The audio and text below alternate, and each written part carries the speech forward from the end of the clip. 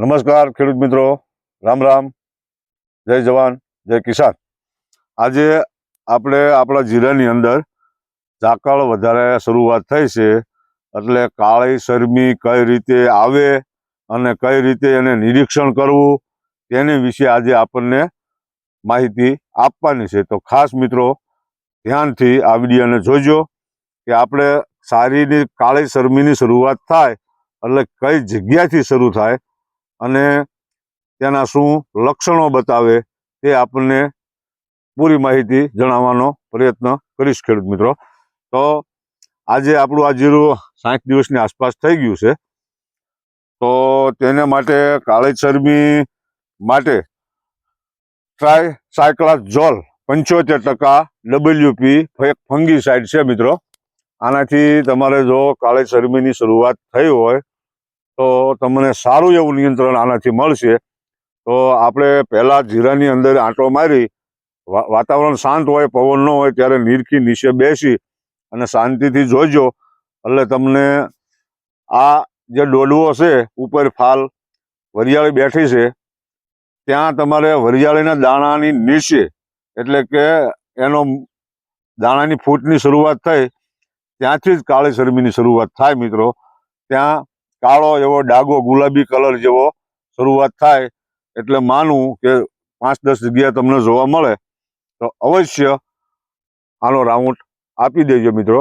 આનાથી સારું એવું તમને નિયંત્રણ મળશે અને કાળી શરમી માટે તમે રક્ષણ આપી શકશો, જેથી કરી આપણું જીરું આગળ એટલે કે બીજા છોડ બગડે નહીં અને આપણે એનું આયોજનપૂર્વક રાઉન્ડ લેવાઈ જવો જોઈએ। અને મિત્રો ખાસ આજે હું જીરાની અંદર અત્યારે આવ્યો છું, ઈવળ પણ મને જોવા મળી છે, તો ખાસ મિત્રો ધ્યાનથી જોજો। તમારા જીરાની અંદર નીરખીને નીચે બેસીને જોશો એટલે તો તમને ઝીણી ઈવળ લીલી એવી ઈવળ આજ મને 2 છોડમાં એક જગ્યાએથી જોવા મળે છે।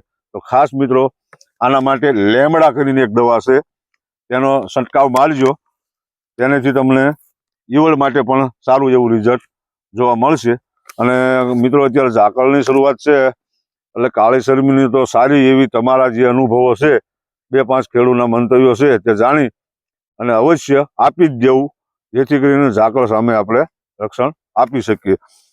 અને જો આ કોઈ એગ્રોમાં અવેલેબલ હોય તો આનો છંટકાવ પણ અવશ્ય કરજો। ટ્રાયસાયક્લાઝોલ 75% છે। તો ખાસ મિત્રો હું તમને જીરું બતાવવાનો પ્રયત્ન કરીશ કે કાળી શરમીની શરૂઆત કઈ રીતે થાય અને ક્યાંથી થાય એ ખાસ મિત્રો તમે જોવો, અને હું તમને ઈવળ પણ બતાવું છું। આ આપણો છોડ છે મિત્રો, આ ડાળી આ વરિયાળી છે આપણી, બરોબર। તો આના ડોડવાની નીચે અહીંયા એટલે કે આ દાંડલીની આજુબાજુથી ગુલાબી કલરનો કાળો કલર થાય એટલે આ ડોડવા નીચે તમારે નીરખી અને જોજો મિત્રો, અહીંથી કાળી શરમીની શરૂઆત થાય છે। નીચે જમીનમાંથી જ તે એનું બેક્ટેરિયા ફેલાય છે, એટલે પહેલા કુળેપ જ્યાં છોડની છે ત્યાંથી શરૂઆત થાય છે। તો ખાસ મિત્રો ધ્યાન રાખજો, તમે તમારા જીરાની અંદર જોઈજો અત્યારે ઝાકળનો પ્રભાવ થોડોક વધતો જાય છે અને હવામાન ઋતુ 2 થાય છે, રાતે ઠંડી પડે છે અને દિવસે તડકી પડે છે। તો ખાસ મિત્રો કાળી શરમીનું થોડુંક તમે ભલામણ કરું છું એટલે જોઈ લેજો મિત્રો, અને હું તમને ઈવળ પણ બતાવવાનો પ્રયત્ન કરું છું મિત્રો।